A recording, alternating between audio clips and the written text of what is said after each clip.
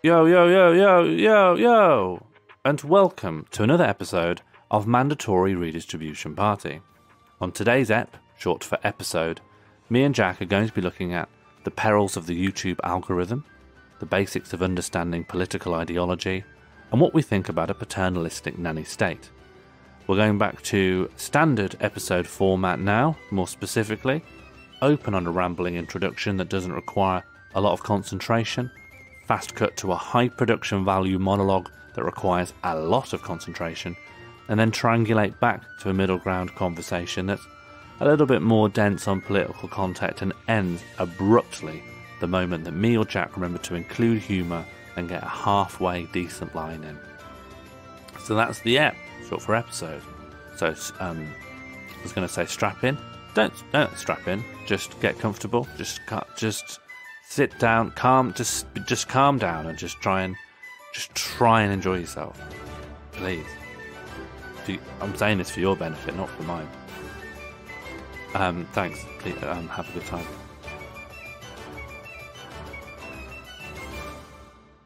Gamer aesthetic is the worst aesthetic. So, like blue lightning, or a dragon, or a scorpion, or like a dragon playing a guitar. Yeah. And then, but the other thing they have is, I think it's called RGB lighting, where all the components have got like LEDs on. YouTube channel idea: pimp my PC. So you just get a really crap you're going to be PC. competing with 100 channels. Do you think that already exists?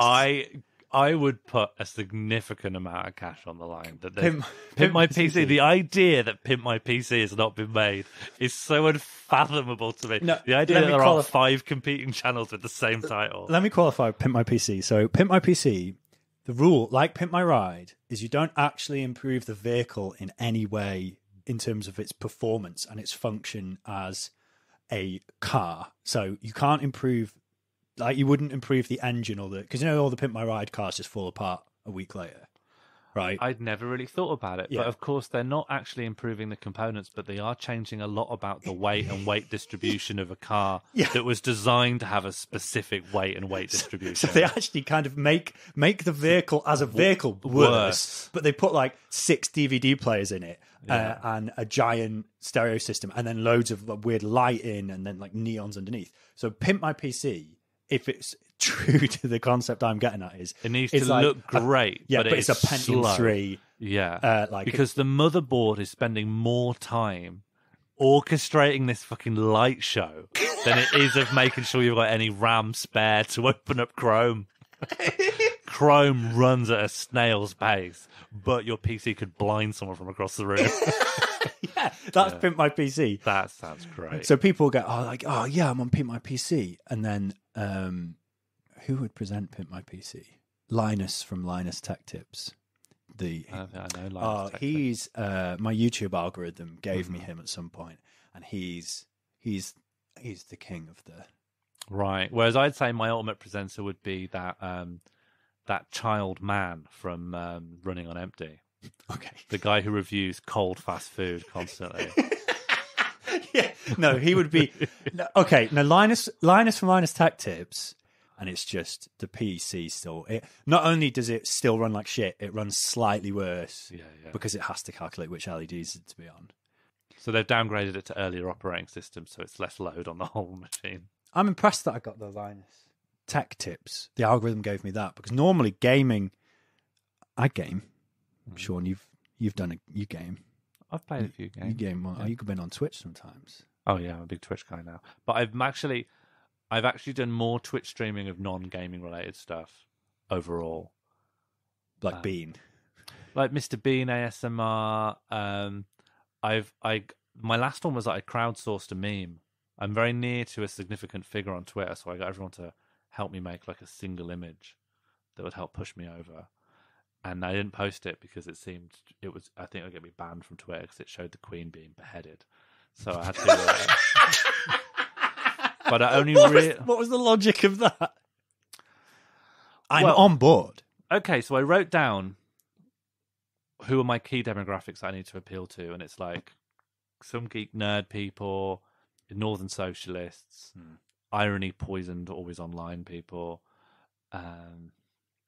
and sort of well-meaning people that I know in real life that I don't necessarily want to alienate. Oh, and new comedians who mistakenly think I'm a way up on the ladder. Okay. Like by befriending me, you'll receive some kind of tangible benefit. I don't know why people keep making that mistake, but there's a trickle of followers who I categorize that way. And I said it can't alienate any of those. And so I looked at the trending thing, what's trending on Twitter now, and a lot of it was Yamper, the corgi Pokemon from Nintendo Sword and Shield. From Pokemon Sword and Shield. I haven't seen this guy. Oh, I know of good. Wooloo. So is this the rung below Wooloo? Well, it's not a rung below. Like it's because it's the most recent. I'd say it's the most hyped. Oh, is it overtaken Wooloo hype? I actually think Wooloo will duke it out, but at the moment it's called Yamper, which helps a lot because I'm from the West Midlands, and Yampy is a West Midlands slang for excited. Oh wow! Excited / stupid. It's the idea that you're so stuck. That's what it means. What? That's amazing. Well, I think the idea is you're so excited that you've become really stupid. Do Game Freak know this? Do you think they can't know Black Country slang? Well, I don't know why I've assumed that. I still doubt it. Yeah. So I looked that up and I go, okay, so it's a corgi Pokemon. So I tried to insert it into a German translation of a DreamWorks style animated film, which features the Queen and her corgis. But a lot of people rightly pointed out in chat that I don't want to seem pro-monarchy. So I said, okay, well, how do I make it less pro-monarchy? And a lot of people said, chop off her head. So I sort of photoshopped a stump onto her head instead and replaced one of the corgis with the Yamper. And then I flattened it all. So I flattened all the images down because I was ready to post. And then I realised, hang on, this is like an incitement of violence against the Queen. Actually, this is going to be like, this is a bad idea. And people said, yeah. So then they asked me to then Photoshop Meghan Markle's head, her real head, onto this CGI Queen. And then that's what we had to post, but it didn't make any sense. And none of the Nintendo hashtag people liked it. Or Key question. What was the net follower impact of posting this image? I lost a few followers, but I gained some from the stream. Everything I've done towards reaching my 3K goal has always lost. Every time I publicly make explicit that I would like to have 3K followers, I don't want to be at... As we speak, I'm at 2,999, and it's just... It is a bit of vanity to want to go up to the next significant figure, but it's also just right there, just push me over the top. It's doing my head in. I can't handle it. You know, people that can't have the television volume set to 49, they go 50. That's me. I'm right here. Yeah. So while there's like vanity in the mix, a lot of it is just this desire for solid shapes, strong numbers. So you're going to be annoyed if you hit 3001? Is that as much of a problem as 299? No, because it's also vanity as well. Okay. So I like it when the numbers go up. Up is good. I'm a big numbers go up. Up more than rounded. Yeah. Oh well, rounded is what I say. But the truth. Yeah. Rounded on main, up on alt. But yeah, every time I go, just get me to 3K, someone vindictively unfollows me. So I've hovered at that for a week. Well, what I like is hell. Your Twitch people, are anti-monarchist. Well, this is what I was going to say. Is like I like it when the algorithm just gives me something else. It's like, here's a thing about computer games, rather than because loads of people who consume computer game media seem to also consume just online fascism or the alt-right, that the algorithm just push it. It's like, well, you liked this Wooloo video. How about some white nationalism? And it doesn't help that a lot of people, a lot of the gateway nationalists are people talking about a feminazi they met or like a political argument they didn't understand that then Sargon of Akkad helped clear out for them while they're narrating over Call of Duty no scopes. Yeah. Like a lot of people, like I need to give my thoughts, but I don't want to be boring for people, so I will show a few headshots time to time. It's like, wow, you're creating a really weird vibe. And because the normalization of violence within video games is something that like we've come to terms with on some level, but seeing that hyperviolence turned into a video now with explicit political content transforms it into so much worse. One of the videos that was like the pinnacle of that, which you just described, was years ago. It was like a Milo video. Thank God he's been no platform and works. I mean, who knew? But pedo apologist Milo, like, it was a video of him owning feminazis or whatever. But every time, so it was a compilation of him owning quote unquote people. And the quote unquote is around the owning rather than the people. Who is targets for that? Because a lot of the people like that get criticised for. They'll just hone in on like a 19-year-old undergraduate. Yes, that's exactly who it is. It's the pinnacle of the form, right? Right. So it's the. I mean, we're talking about Milo, but it's Ben Shapiro's shtick. Yeah. It's all these guys' shtick, right? You know, like saying horrible things that deny people's like existence, but then just remaining calm and ostensibly polite while this young person gets legitimately upset about the horrific politics that are being espoused. But every time he owned someone, a sniper rifle would come on screen, and it would be a first-person sniper rifle from like one of Call of Duty or something, and then it would animate like sniping this person's head off. And then it would go like owned or destroyed, and then it would cut to the next one. And it was just the video, like a 30-40 second clip of the person getting owned, and then an animation like of a sniper rifle, and it would be like 12, and then there'd be multiple other compilations. Yeah, and that was the nexus of it, of like it's everything. It's like a first person shooter video game and someone getting sniped. So if I'm to understand correctly, he'll say like his retort or his gotcha line. Yeah. And then the video basically freezes. Yes. And then, so even if they did like go, oh, here's why I don't agree with that, that's now gone because the head's been shot off. Yeah, exactly. Exactly. Wow, yeah. Try resorting to this now that I've shot your head off. I mean, that is the... It's pretty difficult without a head. That's the clear implication here. Wouldn't it be easier if their heads actually... I mean, I'm just using this as a visual metaphor, but wouldn't it be a lot easier if actually someone just shot off their head?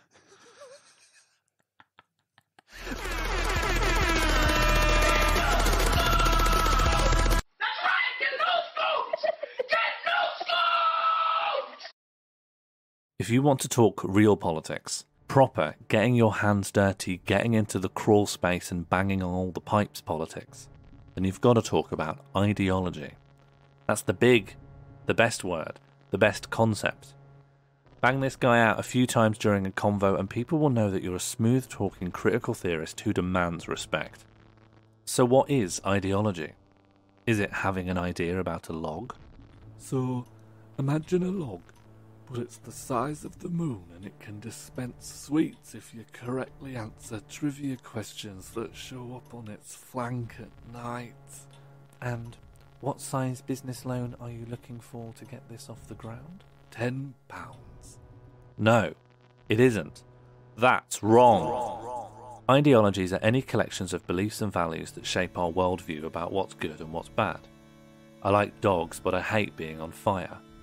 That's a simple ideology in its own way, and in my opinion it's a good one since it's actually one I brought from home. The most important feature of an ideology is that it influences our behaviour, which is why you might see me moving enthusiastically towards a happy puppy, but scratching my chin and saying, perhaps not, when someone suggests we spend the day inside a towering inferno. I do not wish to burn. Political ideology, therefore, is when such a system of values relates to the political sphere, which is anything outside of your house, and some things inside of it. Gay sex, Nazi memorabilia, Edward Snowden.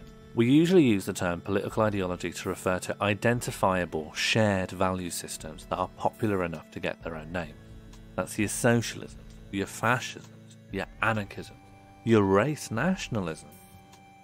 But just like how there's an uncountable panoply of colours, camel, gravel, stone, grey, mauve, hot blue, so too is there a spectrum of political ideologies.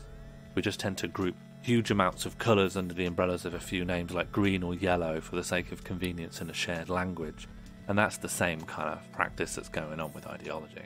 The term ideology came into existence in the late 18th century from the scholar Antoine Destutt de Tracy, Antoine Destu de Antoine Destu de Tracy. Antoine Destot de Tracy. Antoine Destu de Tracy. I'm trying my very best. Destu de Tracy. And the term immediately morphed into a pejorative by the rampaging and actually quite tall for his time Emperor Napoleon Bonaparte, who began referring to his opponents as ideologues. You are all slaves to your unconscious desires. Not me. I am pure reason. I am an INTJ. Watch me invade the Iberian Peninsula for no reason whatsoever.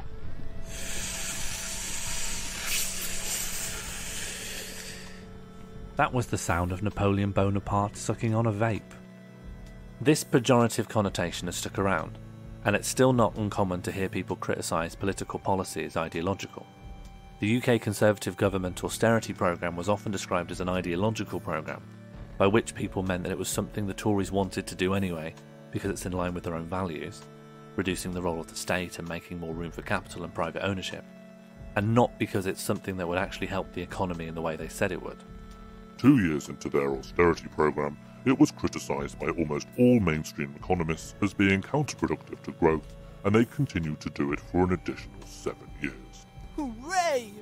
That's not to say that ideology doesn't have a role in politics. If you want to make a policy of providing more provisions for homeless people because seeing people sleeping on the streets makes you feel a sad, nagging feeling in the pit of your stomach, then that's absolutely fine. You're not going to find a compulsion to help your fellow man by totting up the totals on an abacus. Having desires and values is the sole motivator for change, whether good or bad. What's more, it's impossible to be governed or organised outside of a system of ideology. Even if you programmed a computer to be the Prime Minister, you'd still need to write into its algorithm whether it should prioritise the economy or welfare, or what to do in the unlikely event of an alien invasion. Fire the peace ray. Maximum power. Computer programs, surveys, even pie charts, they all carry the ideological fingerprints of their creators. The quest for objectivity that exists outside of a spiderweb of human values and opinions is a wild goose chase, which isn't to say that wild geese don't exist. You just ain't gonna catch them. They're too fast, they got wings, powerful beaks, and they keep hiding behind the veil of ignorance. So that's ideology. Systems of connected beliefs and values that influence our behaviour, or collections of beliefs shared by many people that motivate the political organisations that shape our world. And that's it really, as long as all these competing ideas can exist in harmony without any kind of forced hierarchy, then we ought to be fine. Oh no! What's that sound? Is that capitalism? Yes. Get out of here! I'll leave the room, but I'll still exist as the predominant economic system of the globe. I begrudgingly accept your terms. Goodbye. Goodbye. Capitalism divides the world into two classes of people, workers and capitalists, depending on whether or not you own the means of production. The means of production refers to factories, looms, those Mr. Whippy machines that are built into ice cream vans. But it also refers to the means to create media, newspapers, TV programmes, biplanes skywriting the words "Stay cool" above Wakefield city centre. Media is what shapes our culture and determines which ideas are popular and dominant within it. When one class of people gets to spread its ideas out far and wide and another is restricted to having conversations and throwing notes at strangers in the park, it creates something called hegemonic ideology. The ideas of the ruling class are in every epoch the ruling ideas, i.e., the class which is the ruling material force of society is at the same time its ruling intellectual force. The class which has the means of material production at its disposal has control at the same time over the means of mental production. This is Daddy Marx in the German ideology, getting into the nitty-gritty of what ideological hegemony is. Ideological hegemony is when one set of ideas and values becomes dominant in a society. Those who are brought up in that society will absorb those ideas passively as they live their life, because they are the values they see all around them. As you grow up, the ruling ideas of that time and place get absorbed into your psyche like a pasta baby swimming around in a hot pool of broth. You are born in a slow cooker and you live there indefinitely. Growing up against a backdrop of news broadcasts, advertisements, newspaper headlines, and the greatest ideology applicator of all, other people talking about news broadcasts, advertisements and newspaper headlines. You soak those juices all into your body and it becomes part of your worldview, your gestalt. And just to make it clear, I'm not talking about a grand conspiracy. There's no shadowy cabal of crystal-worshipping Channel 4 news commissioners who decide to destroy the poor. It's just that people who live in poverty don't tend to be the people who decide what goes on TV. And the people who do tend not to live in poverty or even come from a background where poverty was on the table. Mum, what's for dinner tonight? Oh, I'm afraid it's poverty, son. Oh. And chips. Karen, chips! Oh, fucking yes! As such, the framing and representation of ideas as presented by our media industry will be displayed to us in accordance with the interests, i.e. ideology, of the capitalist ruling class. And we, the workers, are left to stew in those ideas, to absorb them and take them into our precious psyche, even if those ideas are not in our best interests. I need to work a job I hate in order to contribute to society. My body is the wrong shape. It is patriotic to lay down my life for my country. It is shameful to be poor or unemployed. I need to be beautiful. I need to own a house. I need to get married. These ideas did not start with you. You did not invent any of these. They were handed to you. They were the lapping waters at the shore of your mind since you were a child, and that water has been seeping inside you before you had the barriers to stop it. That's what makes you a British citizen. The damp and weary, self-hating brain. In the mid-1990s, an American libertarian think tank conceived of something called the Overton window. The Overton window is a simple model to understand both the phenomenon of how different political ideas are considered reasonable or acceptable at different points in history, and also how this window of what is considered acceptable may be influenced or changed. For instance, expanding the welfare state was an incredibly popular policy option in the late 1940s, but since the 80s we've been moving in the other direction. Neoliberalism used to be a doctrine on the fringes of conservative thought, but now it's the dominant political idea in Western politics. At all points in political history, some ideas seem sensible and acceptable, and others seem extreme and unacceptable. The Overton window offers a suggestion that there is only a narrow set of ideas that can be considered acceptable at one time, and you can make new ideas acceptable by dragging that window left or right over time, rather than appearing outside of it and risk being called a radical extremist. But in reality, the Overton window only really moves to the right, as a series of increasingly frog-like politicians leap over each other to say more archaic racial slurs into a television camera. There's lots of evidence that the increasing prevalence of xenophobic right-wing parties such as the BNP and UKIP have helped drag conservative policy further to the right, but the same effect has not been visible in the other direction. If their theory held up, you might expect a figure like Jeremy Corbyn would have brought some of the most basic entry-level social democratic ideas into the frame of public acceptability.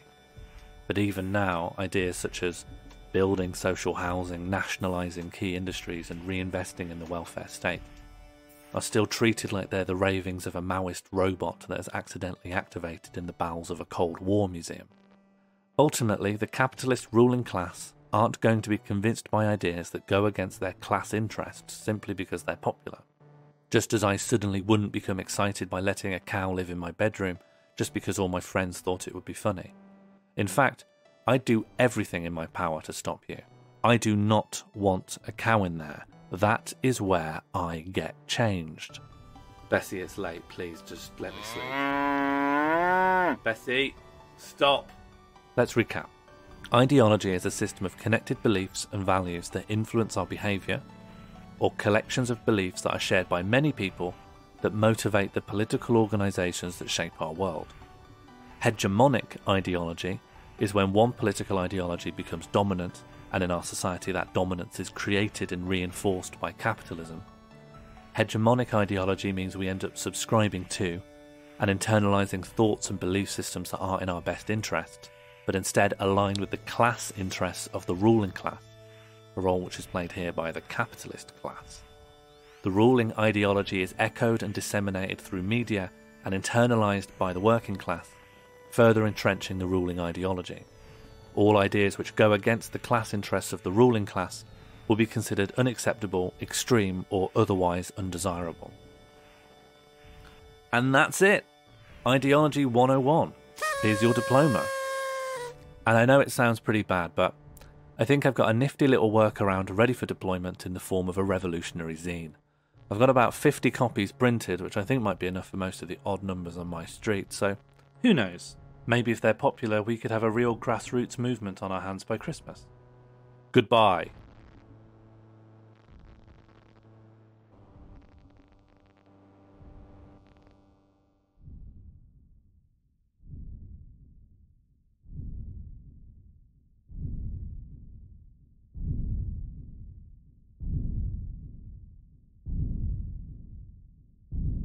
Emotions are the only sincere things we've got. Yeah.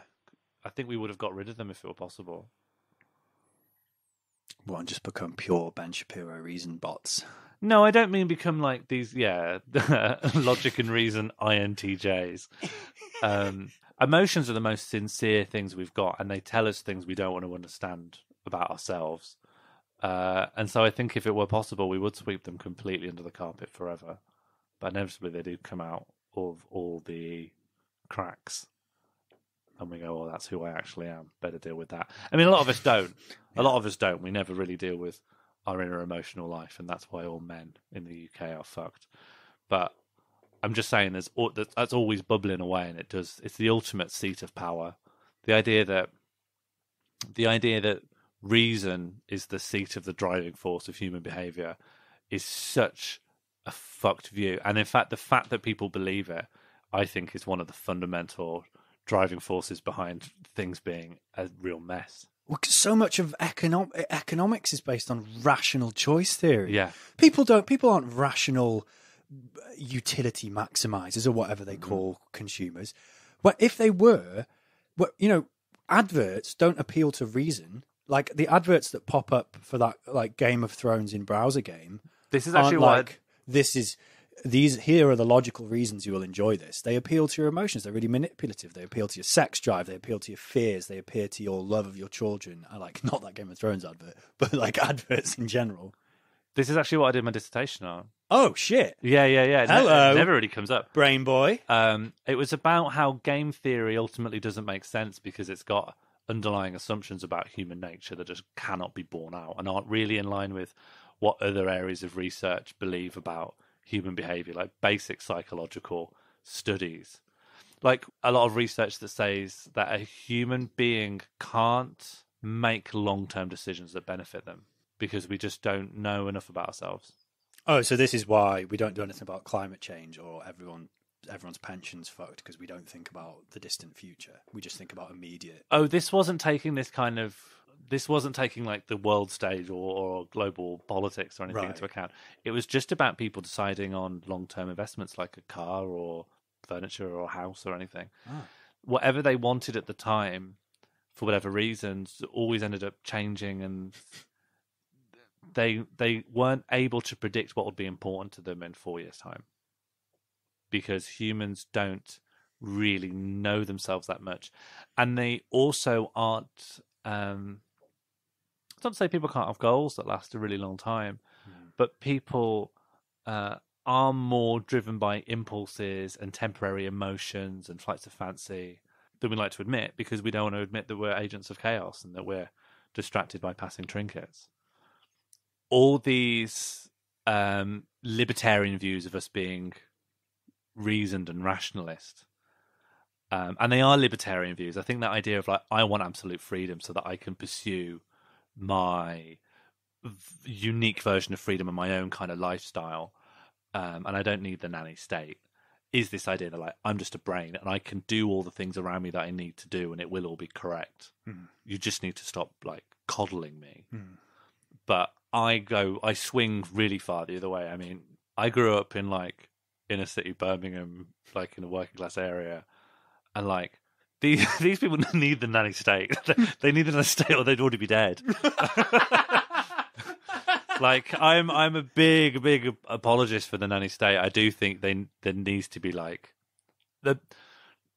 while I'm not keen on hierarchy, I do think the paternalistic idea of expertise and policy to be able to like, hey, have you smoked enough today, or should we have a little less? Can I make it a little bit harder for you to get these?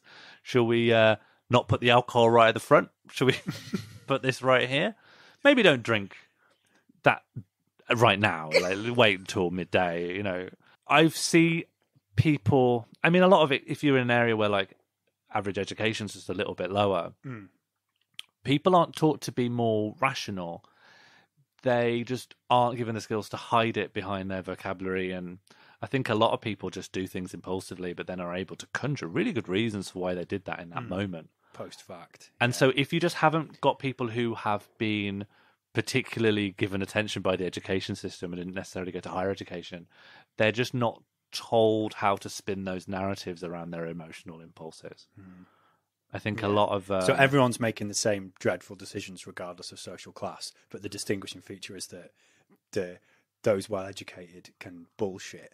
Yeah, I think someone who's done an Oxford PPE degree suddenly hasn't got this unique ability to give their emotions a greater backseat to their behaviour. Everyone's got the same bluster and the same intuitions, and everyone...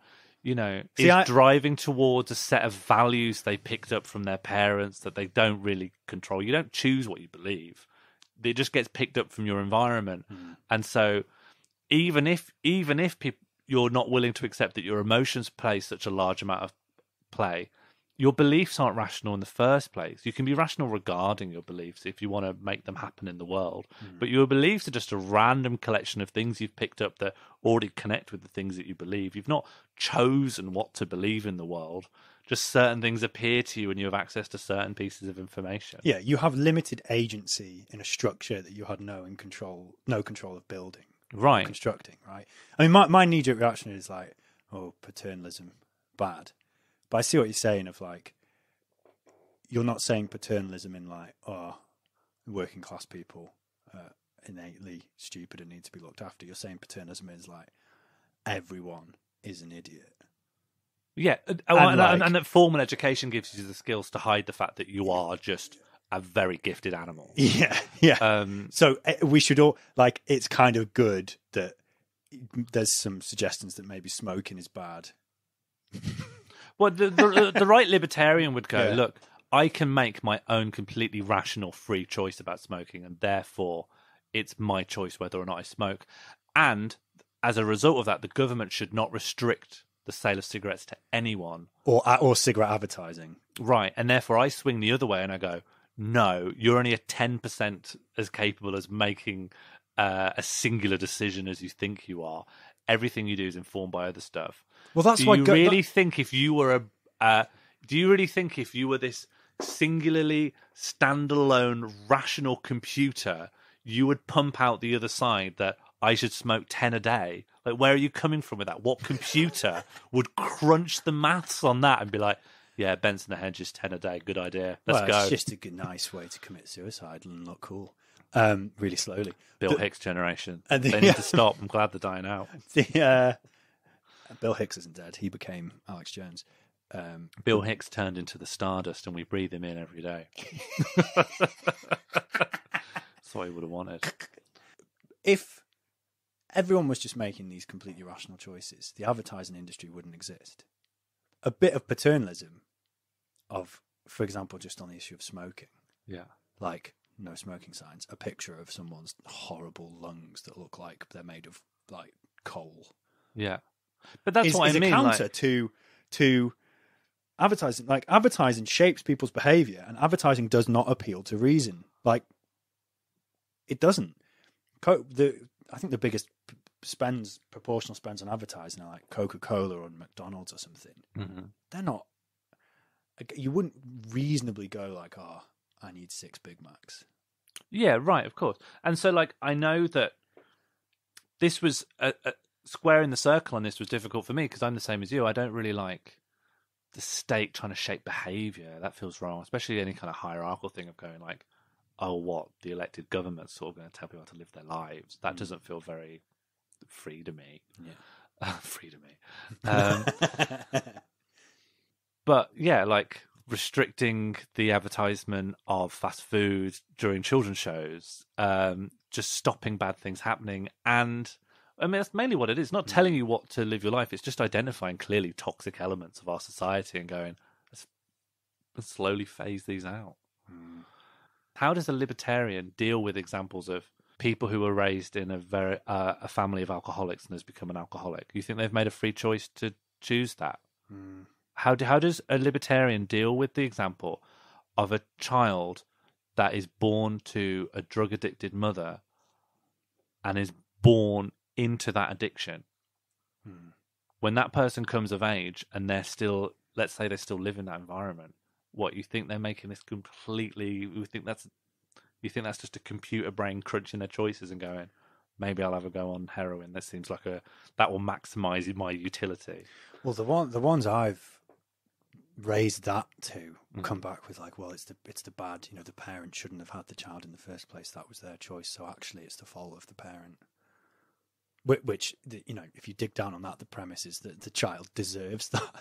But they always just... But that doesn't work, does it? Right? Because, if I've done anything that doesn't work with your theory, it's the fault of the parent. But also, what's the distinction between the parent putting you in an environment where your choices are limited and just society putting... Well, the thing with it is that this sort of paternalist state helping side is like means of reducing the harm done by capitalism.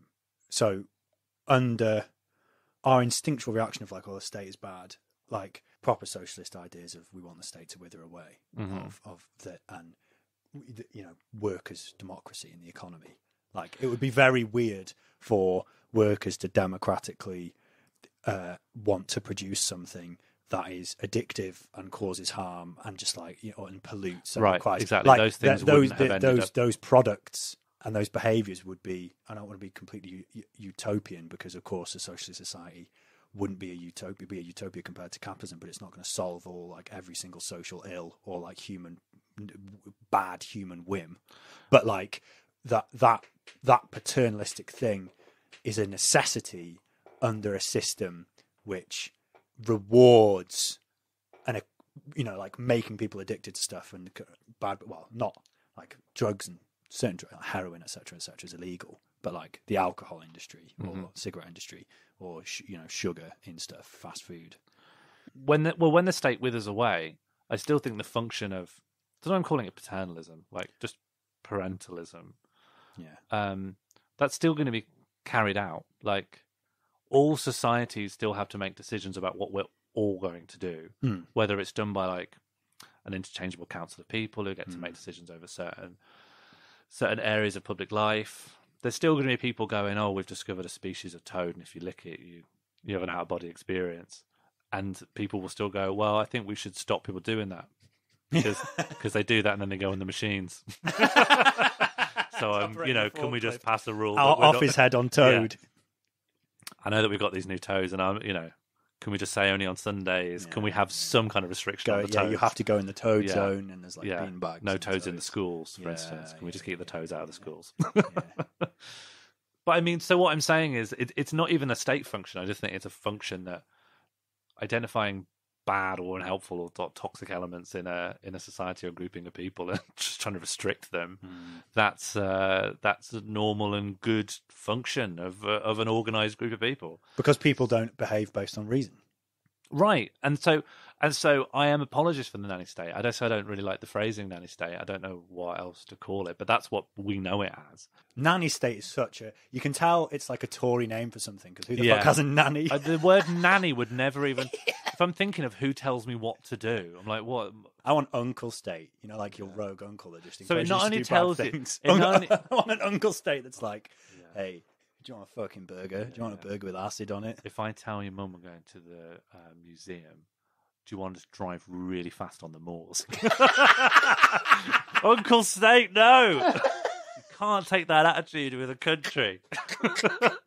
Nanny State not only tells you that they were like born into wealth, but that there was someone who had to look after them during the day, and they were always petulant at it. Like, they look back on their nanny's behaviour towards them, and they're like, that fucking bitch. Yeah. Like, imagine thinking of all the rules about, like, don't touch that, don't put your fingers in the sockets, like giving you quite reasonable advice about how to not hurt Don't eat yourself. broken glass. Yeah. And looking back on that and be like, that absolute cow, how dare she tell me what to do?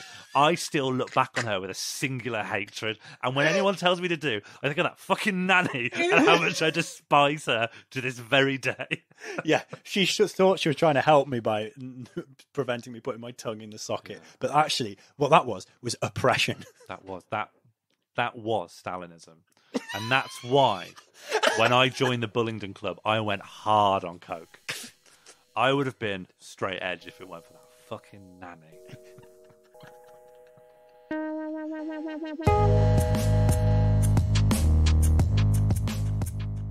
Mandatory Redistribution Party was created by Sean Morley and Jack Evans. The title theme music was created by Ella Jean, with additional music by Sean Morley and Jack Evans. As ever, if you're able to help us out by clicking upwards facing thumbs, writing glowing reviews, or engaging with anything that will promote the podcast through opaque algorithms online, we'd be very grateful. And even if you don't have the time or inclination to do that, thank you anyway for listening. You've made it to the end of the episode. And please, live a life that is chock-a-block with joy. Do you know that phrase? Chock-a-block? Like full, bursting from the seams.